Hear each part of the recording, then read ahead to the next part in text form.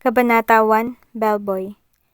Magandang hapon, Miss Galvez. Shall I call you President Nieves? Tanong ng manager ng aming resort. Papasok ako sa resort at siya ang sumalubong sa akin. Mrs. Susana Agdipa is the manager of the Coast Resort. Nakaitim siyang corporate attire na may kulay sky blue na scarf na siyang motif ng buong resort. Nieves is an old name. I prefer you call me Snow. Ayon sa mga nababasa kong libro, in order to be an effective leader, I should believe in myself. Wala akong panahon upang pagdudahan ng aking sariling kakayahan. I need to believe in myself so people will believe in me. Hindi ibig sabihin na bata pa ako ay hindi ko na seseryosohin ang mga suliranin dito sa resort. I want them to feel that I'm serious with my job. Sige po, President. You can call me Snow, ma'am. I'm fine with that. Ngumiti ako. Hilaw ng ngiti lamang ang binigay ni Mrs. Agdipa sa akin. Iginiya niya ako sa elevator. Nauna ako papasok pagkatapos ay sumunod siya. So, we arrange a dinner meeting for you. Iyon din ang inutos sa amin ni President. Tumango ako. At ang opisina ni President noon ay ang opisinang nasa tabi lamang ng gusto mong kwarto. Sigurado po ba kayong ayaw nyo sa isa sa mga presidential suite? Hindi na, mag-isa lang naman ako. Tsaka masasayang lamang iyon. Paano kung may gustong mag-check-in doon habang fully booked na? Tumango naman si Mrs. Agdipa. Naintindihan ang sinabi kong rason. We'll wait for you in the convention center after an hour so we can have the dinner. Iyong mga imbitado ay iyong nasa ibang shift at ang iba'y aalis pagkatapos kang ipakilala. Okay, hindi na po ako magpapahinga. Maliligo lang ako tsaka magbibihis. Lalabas agad ako para sa dinner. Can you please give me a little overview of the resort? It's been ages, sabi ko. Bumukas ang pintuan ng elevator at tumulak na kami palabas. Nilahad niya ang kamay sa tamang daanan at sumunod naman ako. Beachfront iyon kaya ayos lang. The resort has 270 rooms, 5 villas, 2 pool front at 3 beach front. Can house up to 800 to 1,000 people. It has 3 large swimming pools, 2 restaurant, seaside and west coast, gym, souvenir shop, bars, and the latest spa. Imagine all of that in my command. Ngayon pa lang ay nalulula na ako sa trabaho. May in charge ba ng reservation online? Tanong ko. We're working on that, Miss President. Just call me Snow, ma'am, I politely said. Hilaw ng ngiti muli ang pinakawalan ni Mrs. Agdipa. Tinuro niya sa akin ng isang pintuan na may nakamarkang office.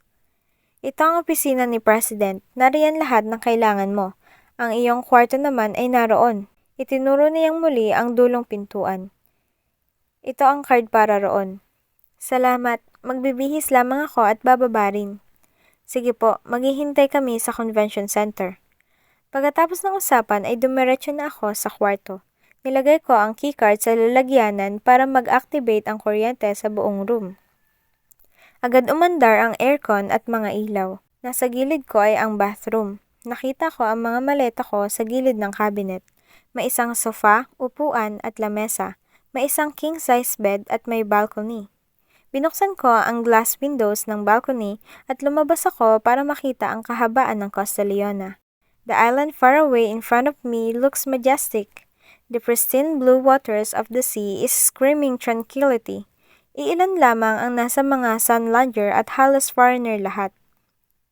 Umihip ang malakas na hangin at pumikit ako. I've been here way back but those were short stays because of something my father wants to forget.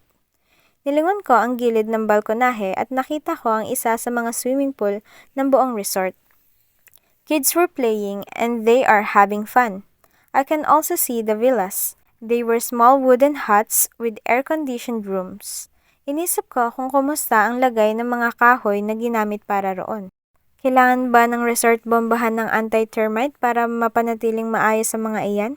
Concrete walls are perfect when you're near the sea too. Mabilis masira ang kahoy kapag malapit sa dagat. I need to think about that later. In the meantime, I need to get ready.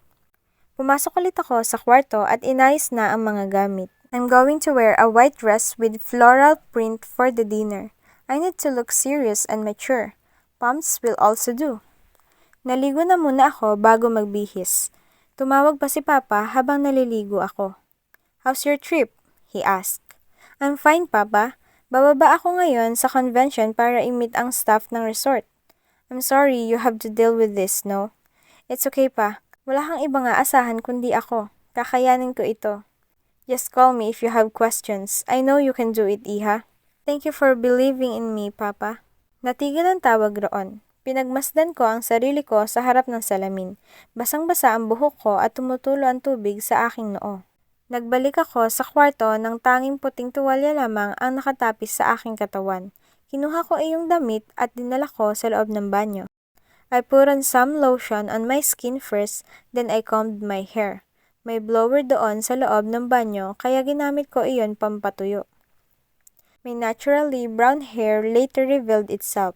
Kailangan ko rin maglagay ng makeup para magmukhang mas mature. Dark red lipstick should do the trick. Pink would make me look so young. Malalalim ang mga mata ko, matataas at makurba ang eyelashes kaya madaling lagyan ng makeup. I'm also a bit fair, thus I was called Snow. I need to put color on my skin. Tinagilid ko ang mukha ko habang naglalagay ng blush on. My jaw resembled that of Tita Marem, angled and with high cheekbones. Matangkad ako kaya madalas ay hindi naniniwala ang mga tao ko sa tunay kong edad. I look more like early 20s than a 17-year-old girl. That's okay. Actually, gusto ko nga ng ganoon. Lumabas na ako sa kwarto pagkatapos kong bahagyang kulutin ang dulo ng buhok ko gamit ang iron. Dire-diretso ang lakad ko papuntang elevator. I checked my phone to see the messages of my bodyguards. They will be staying on our staff room. May ibang staff kasi na stay in. Sasama sila roon. Pagkababa ko ay naanina ko agad ang isang babaeng nakakulay beige na corporate attire. Isa sa mga uniforme ng empleyado rito. Here's the way, Miss President, she said. I smiled at her. I wonder if she thinks I'm older than her. Dire-diretso muli ang lakad ko patungo sa convention center. Wala ito noon. Mukhang isa sa mga ginawa ni Papa para palaguin palalo ang buong resort. A man is standing in the front of the brown double doors. He held the door open for me and he slightly bowed. Welcome, Miss President, Aniya. Nakahilera sa dadaanan ko ang lahat ng empleyadong naroon. 8 men were standing beside me wearing a dark blue uniform. Siguro yung mga security. Sa harap ko ay si Mrs. Agdipa na nakangiti. Everyone, this is Miss Nieves Solana Galvez, daughter of President Ramos Eugenio Galvez. Habang nagsasalita si Mrs. Agdipa ay pinapasadahan ko ng tingin ang mga empleyado. Almost all of them were wearing the Type A uniform, yung kulay beige na may borda ng vines sa harap. Mukhang barong sa mga lalaki at mukhang Filipiniana sa mga babae. But then the girls' hair were fall off their shoulders. I want it clean. I'll suggest it soon. Tumigil ang tingin ko sa isang matangkad at pamilyar na lalaki. Sa tabi niya ay isang lalaking hindi katangkaran at sa isang tabi ay isang babaeng nakanguso. Bumaling ulit ako sa lalaking nakilala ko. He smiled. His perfect teeth showed up. What the hell? Ang future rapist ay isa sa mga magiging empleyado ko? I cannot believe it. I thought... Iniwas ko ang tingin sa kanya. I can't let him see that I'm affected or that I'm thinking about him too much. Siya ang mamamahala pansamantala sa buong resort. Miss President, these are the staff, the security team. Itinuro ni Mrs. Agdipa sa akin ang 8 security guard na naroon sa gilid ko. Which means that the gates are open for everyone right now because you are all here? I suddenly asked. Nabawi ang ngiti ni Mrs. Agdipa.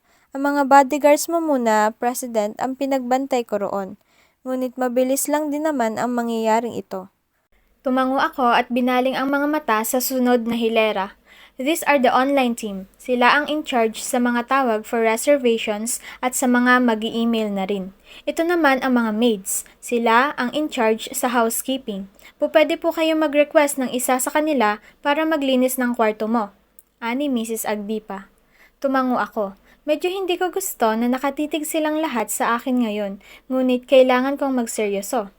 I need to get used to this. Ito naman ang chefs, mga in charge sa kitchen ng 2 restaurant. Magandang gabi po, President. Ngiti ng isang matandang chef. Magandang gabi rin po. Waiter and waitresses sa mga bars at pati na rin sa restaurants. Ito naman ang mga para sa room service. Ani Mrs. Agdipa sabay turo malapit doon sa lalaking rapist. Okay, I don't wanna be judgmental but I don't have his name so allow me to call him that in the meantime. Concierge and front desk clerks. Sabay turo niya malapit sa mga babaeng katabi noong rapist. Drivers and bellboys. Turo niya sa rapist at sa mga nasa likod nito. Tumango ako at nilingon muli ang ibang banda. You can all call me Snow while I'm working here. Tulad ni Papa, ang opisina ko ay naroon din sa ikatlong palapag.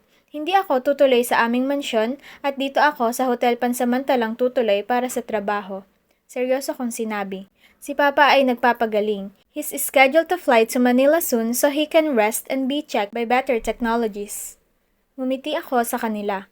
Medyo bumangon ang usap-usapan concerning my father. I cleared my throat. Ngunit habang narito ako ay tutulungan niya akong ayusin ang resort. Gagabayan niya ako dahil ito pa lang ang unang pagkakataong mamamahala ako nito. So I expect full support from you for the betterment of the resort my grandfather built. Can I expect that from all of you? Of course! Ani Mrs. Agdipa. Sumang-ayon ang lahat. Siyempre, President, isang pamilyar na boses ang humalakhak. I tried so hard not to look at him but my eyes betrayed me. Siniko siya ng katabi niyang lalaki. Tumigil ang rapist sa pagtawa at kinagat niya ang pang-ibabang labi. I tore my eyes from that line of sight. Damn it. So, let's work hand in hand for the future of the coast and its upcoming hotels. Tumango ako at bahagyang humakbang para matapos. Okay, that's it. All night ships, bumalik na kayo sa mga pwesto nyo. You can all claim your food here later. At ang mga first shift at second shift ay pwedeng manatili rito sa center para samahan si Miss President na kumain. May ilang umalis. Iilan ang nilapitan ako at nginitian. I smiled back at them. They introduced themselves but I couldn't quite remember all of their names so I only smiled. Iginiya ako ni Mrs. Agdipa sa isang mahabang presidential table para sa pagkain. Iba ang lamesang iyon dahil marami ng pagkain, samantalang ang ibang lamesa ay nilalagyan pa. Maingay dahil sa usap-usapan. Panay ang ngiti ko sa mga tumitingin sa akin. These are the heads of the different offices, Miss President. Sa security, services, spa, restaurant. Ngumiti ako sa mga ka-table ko. Halos lahat ay medyo may edad na at mukhang matagal na rito sa resort. They all mentioned their names to me. I smiled and shook their hands. Sana ay matulungan ninyo ako. Siyempre ma'am, matagal na kami rito at susuportahan ka namin tulad ng suporta namin kay President Remus. Ngumiti ako. I really appreciate it. Pagkatapos ng ilan pang kwentuhan ay nagsimula na kaming kumain. Ikinomendo nila sa akin kung gaano binabalik-balikan ang pagkain sa buffet ng mga restaurant namin, na magaling ang mga chef. Seryoso akong nakikinig nang bigla kong napasadahan ng tingin ang kabilang lamesa. Naroon si rapist, kumakain kasama ang kanyang mga kaibigan. Ganadong-ganado siyang kumain. Men, napatingin siya sa akin. Nagtaas ang isang kilay niya. Kumunot ang noo ko at hinawi ko ang buhok na nasa aking balikat. Wala po bang reklamo in terms of services? You know, dysfunctional staff, drivers, bellboys. I asked the one in charge for services. Kumunot ang noo ng matandang babae at umiling. Wala naman, Miss President. Meron, alam ko, sa booking. Kasi mabagal daw ang pagbubook. Inaabot ng ilang araw ang follow-ups. So, walang reklamo sa mga impolite staff? Lahat ng staff dito nakangiti at bumabati sa bisita. Pero syempre kung reklamo, hindi iyon maiiwasan lalo na sa toxic guest. Am I toxic? Uminom ako ng juice at pasimpleng tumingin muli sa kay rapist na nasa kabilang lamesa. Nakikipagtawanan siya sa mga kasama niyang bellboy at napatingin muli sa akin. Napawi ang ngiti niya. Bumaling ulit ako sa kausap ko. What about pervert stuff? Say room boys, housekeeping, bellboys? Halos ma-offend iyong tinanong ko. Excuse me, si Bal! Sigaw niya sabay taas ng kamay para sa kabilang lamesa. Napatuwid ako sa pag-upo lalo na noong nakita kong tumayo si rapist. His fucking name is si Bal? Ryan, Omar, tawagin niyo ang iba pang mga bellboys at drivers. Halos isang linya silang tumayo. Napalunok ako. As I was about to say that the in-charge didn't have to do this, lumapit na sila. Sa likod ko ay naroon na si Sibal. Tumikim ako at nagseryoso na lamang. Nilingon ko sila. We won the Best in Services Award for Hoteliers last year. I'm sure you know that, Miss President. Sabi noong in charge. Tumango ako. Well, yes. These are my bellboys. Si Sibal, Ryan, Omar, Rolly, Baldo, Ruben. Ang iba ay nasa kanilang mga post. These are my drivers. She mentioned each driver. Ngumiti lamang ako at tumango. Si Sibal ay nasa gilid ko. Matangkad pa lang talaga siya. Kahit na medyo matangkad na ako, ay dinudungaw niya pa rin ako. Show why we were all given that award to Miss President, everyone. Anang in charge, sabay tayo na rin tulad ko. I am not questioning their abilities, Mrs. Gores. I merely want to know if they are indeed effective, I said politely. Kung gusto niyo po ma'am, mag-volunteer akong personal niyong bellboy at housekeeper para malaman niyo kung talagang epektibo kami. Pinandilatan ko si Sibal at formal na idinerekta ang tingin ko sa kanya. Plastic akong ngumiti ngunit walang humor sa kanyang mukha. Then we're all set, sabi ni Mrs. Gores. Binuksan ko ang bibig ko para makaapila. Gusto ko sanang babae ang gagawa noon, ngunit this is Percival Riego, Sibal for short. One of the best bellboys we have, Miss President. He'll take care of your needs from now on. Ngiting-ngiti si Mrs. Gores sa sinabi niya. What? What needs? Umiling-iling ako at kumurap-kurap. That escalated quickly. Wait, I still need to think about this, Mrs. Gores. Hayaan niyo, President. Gusto ko pong gawin ito bilang paumanhin sa unang pagkikita natin. Ani Sibal sa isang seryosong tono. Nilingon ko siya. The men beside him were smirking and he's all so serious like he's not serious at all. Some female employees were looking at me like I did something wrong. We're all set, deklara ni Mrs. Gores. Halos mapa-facepalm ako nang nagpalakpakan silang lahat dahil sa deklarasyon. What the hell?